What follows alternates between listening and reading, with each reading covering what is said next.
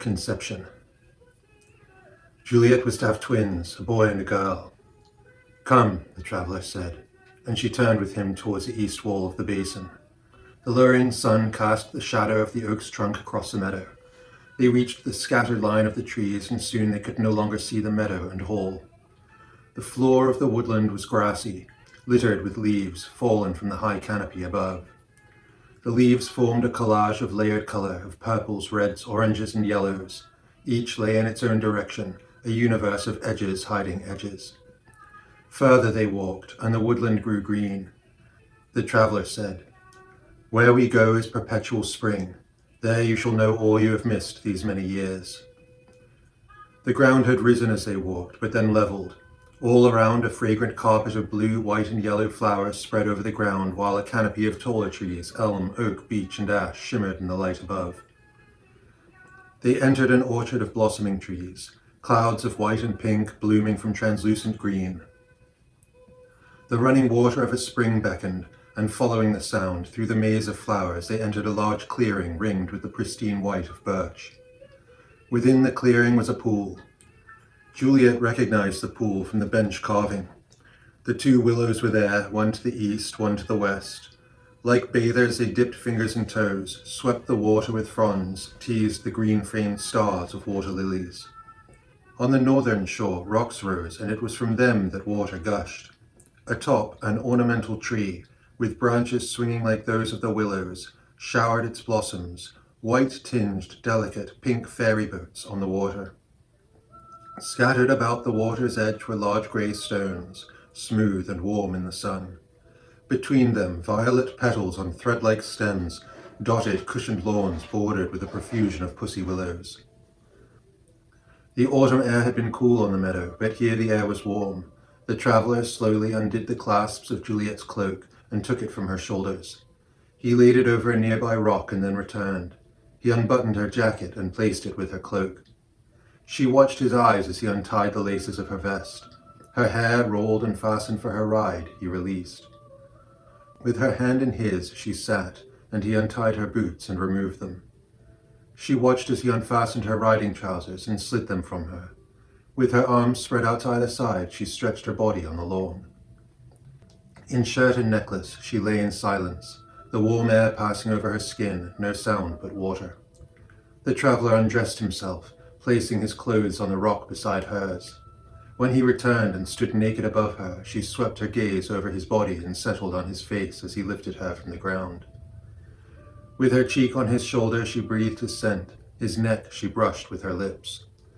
The traveller carried her until the water reached his chest. Long strands of willow hung like curtains, but in the middle of the pool, the water was open to the sky. A sprinkling of petals fell from the cloud tree above. "Juliet, do not fear. Breathe the water." She felt her body relax. Her arms fell from his neck, her head hung back, and with one step they submerged into the depths of the pool. Juliet realized a sensation of being underwater, but it was as though she dreamed. Her eyes were closed, but she could see herself. She could see the man who carried her, and on the surface of the water above, she could see the rippling images of trees, more color than form, as if projected onto a sheet of silver. The water carried her now. She was suspended horizontally, floating, neither rising nor sinking, as though living on an invisible bed. The man stood beside her, but on nothing. Her single remaining garment had floated away, and she felt the water over the length of her body as he bathed her. Every inch of her skin felt the light gliding touch of his hands. With gentle fingers he kneaded her scalp and face. She felt his thumbs pass over her forehead, her eyebrows, eyelids, and cheeks. She felt his fingertips circling over her temples.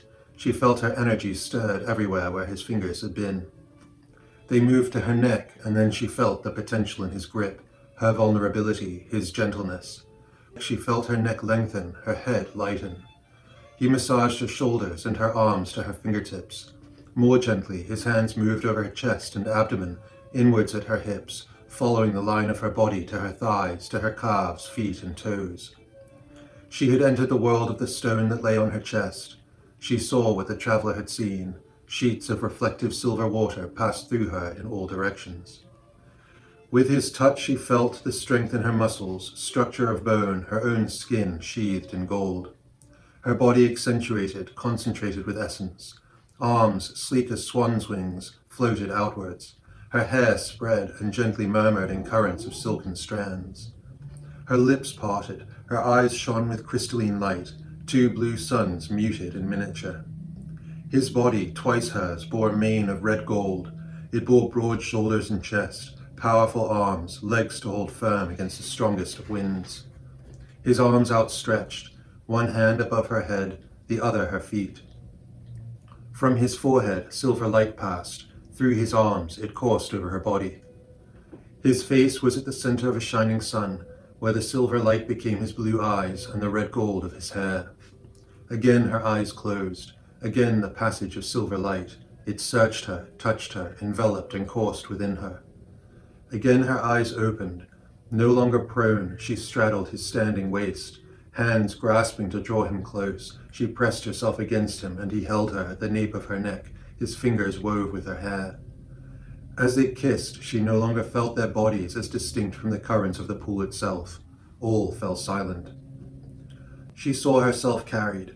Her arms were around his neck, her head now upright, her eyes alert to his. He climbed a stone stair.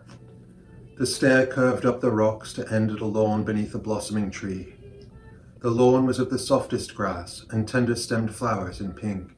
The tree blossoms fell as curtains. Two roots, nestled in moss, embraced the lawn and the cascading spring below. Her eyes fell to his chest as he lowered her to the ground and so to sleep. Juliet dreamed of moonlight and swans. She dreamed of her children, of the womb pool that would form them. She dreamed of the willows and of the cats. She saw the pool before her. She watched branches of willow become the limbs of a man and a woman, reaching out to each other across the water. The hands met and held. All around the pool, cat's eyes, reflecting the moon in the water, stirred in the shadows. Their coats were of charcoal grey, tinged with midnight blue. They sat and lay on the banks, invisible but for their sheen and for their shining silver-lit eyes. From the tree of the rock, a steady fall of blossoms sprinkled until the pool's surface was entirely covered in white. Juliet watched as the clearing brightened with the reflected moonlight. She watched as the petals rose from the pool, drew into the air to form a white sphere of floating light. Not one petal remained on the water. The sphere divided in two, and each half became a swan.